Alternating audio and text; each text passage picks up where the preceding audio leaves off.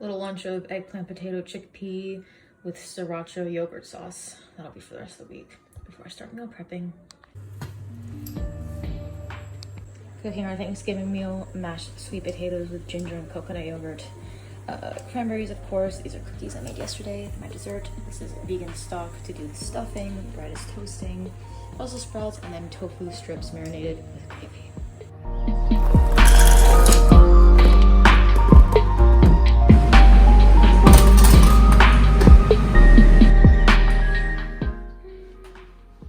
I'm not sure how I'm putting all of this in the fridge yet. Thinking about it, I have to check. The cat's sleeping, so I'm trying to be quiet. Oh, she's awake now. But I think this was the same coffee table my cousin in New York had. So, why Paris? Were you gray and then now you're a nice day outside at the end of the day when the sun's about to set? Why? It's my plate because I'm not sure if the tofu went bad or not because it wasn't in an airtight container. Our containers aren't very good.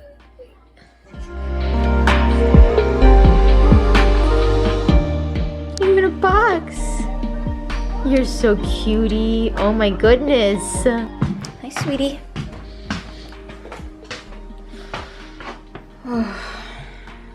There you go. Are you in a box? Are you really comfortable? Wow, you look really comfortable. That is the level of comfort I aspire to be. Look at you. Just chilling in your box. That is a perfect avocado. Wow.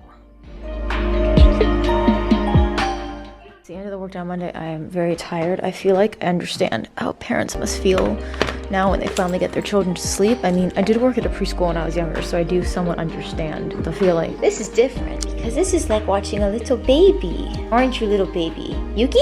Yeah? It's like, what the hell are you doing, you crazy lady? I'm ignoring you. But yeah, I like to turn the tree on because I obviously didn't grow up with a Christmas tree, so I think it's fun. And I vacuumed already. I took my shower. That's where we're at.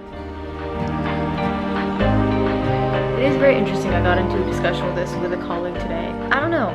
For me, so this is out in Vincennes, which is like a little commune village thing right outside of Paris. 15 minutes away from Le Marais, which is a pretty central location of Paris. Their apartment I don't think actually costs that much because you're not inside central Paris. And it's interesting how people's values are different because a colleague was like, oh my god, why would they want to leave Vincennes? And I was like, I don't know, I get it. Because for me, I do miss my little neighborhood. I miss my Eiffel Tower time every night. I miss like just walking downstairs and I'm already in everything. And it's just interesting, people's values are different. My dad is the same way, a classic American man. Like, why do you live here near the Eiffel Tower? You could have so much more space if you went elsewhere. And I am looking forward as I'm getting older. I am looking forward to an apartment. I don't need something this big, but bigger, where there's a laundry machine and just more kitchen space to properly make cookies. Like, I made cookies, they came out so good because I had an oven with the proper big flat baking sheet and parchment paper and enough counter space to put them directly on there. Those I understand are things that are quality of life, but it's interesting how quality of life is defined differently depending on who you ask. Because to me, my quality of life living where I do is the convenience of I am literally 2 minutes away from a grocery store. I'm right next to Eiffel Tower. I'm like 30 minutes from Jardin de Tuileries. I'm 35 minutes from Jardin de Luxembourg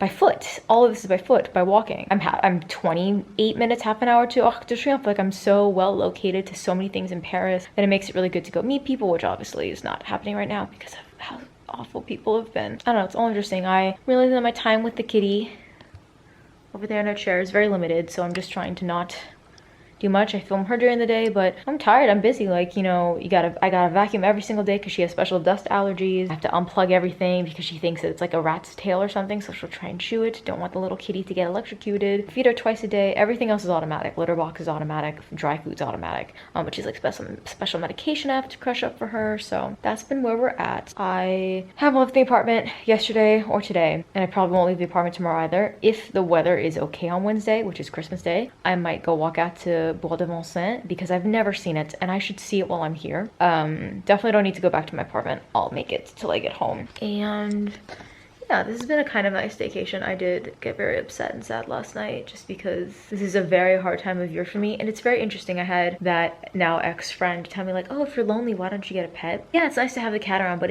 it's not a human being. Like, it's not human contact. I don't know if I said this already in a different vlog. I know I said it to my mom, but I don't know. I definitely got sad because I'm just not anyone's priority. I'm not existing to anyone during a very important time of year, if that makes sense. Like, any friends that I have, they go off with their families, or I'm just always here and I sometimes I don't like thinking about this as my future, and it's just, I met this girl the other day at the trivia night who I invited to go. I'd never met her before, and she made a really airhead comment about how, like, oh, join a club, like, you know, everyone in Paris is going on like a running, like goes to running clubs for dating because everyone's over the apps, and Laura goes to a running club. So I was like, I think my best friend does that, but I don't think she does it to meet men. And the girl who was talking about it was, well, come on, who's gonna be free on like a Sunday morning? Like, it's for people singles. You could find someone sporty, you could show off your stuff. And I'm like, 27 years old, when, like, I feel like it's just getting stupider.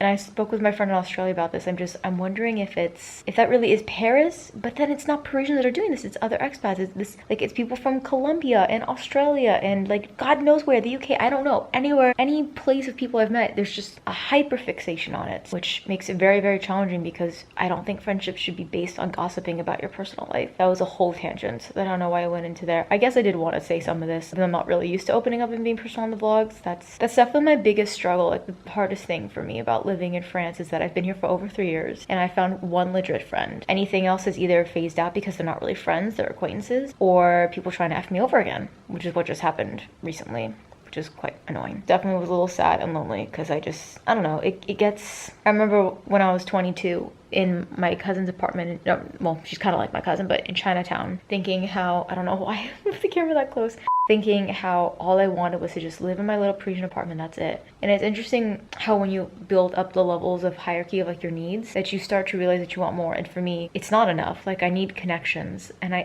for me that's friendships. Like, I need friendships because I'm not close to people. I'm not super close to cousins in my family or like any, we're not close. Like, even my own brothers, and they would agree, like, my brothers and I wouldn't be friends if we had just met each other in a college classroom or a classroom, and we both know that. So it's just very interesting to me, the luck that I see a lot of my friends have, that they have deep friendships with their family. I don't think that's a given. I think that's something you get lucky with or not. And I'm really not close to anyone in my family. So having only one really close friend here in Paris is very, very challenging, especially because I used to be someone who I was able to operate because all of my close friends were never here anyways. For instance, I still have a really good friend in Australia, other side of the world, complete opposite time zones, and we still talk all of the time. But I lost a lot of people in my life, so it made it more challenging to not have the emotional satisfaction or base of having a developed friendship and that emotional safety of a person I could already go to. Now, like, trying to find these friends, but it's just very interesting what people define as a friendship. Like, to those girls I met at the trivia night, they consider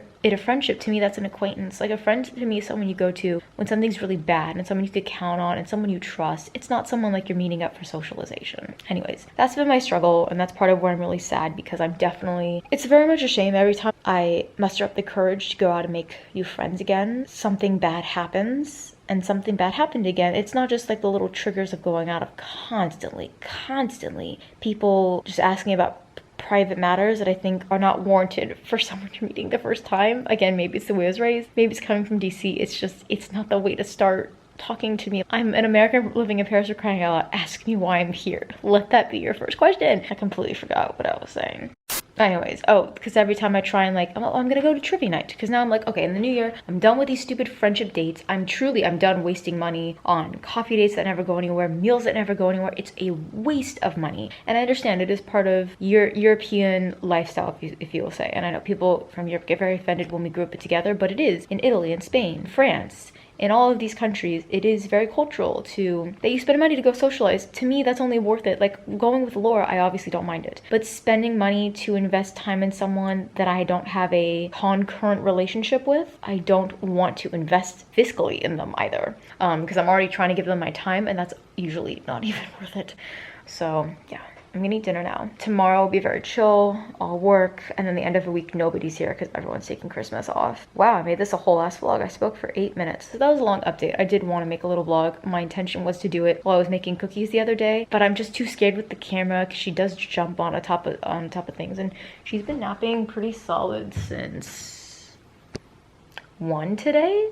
She's barely been awake since 1 p.m., so I know she's gonna be super hyper. I did play with her more in the morning, which I think helped a little bit to tire her out. Yeah, those are the updates. Feeling quite lonely, quite sad, to be honest. So if anyone else, I know I've said this throughout the vlogmas, but if anyone else feels this way during this time of year, I understand. It really just not the vibe. Anyways, Tomorrow will be a different vlog, a different day with the same emotions. Any tenor, like, subscribe,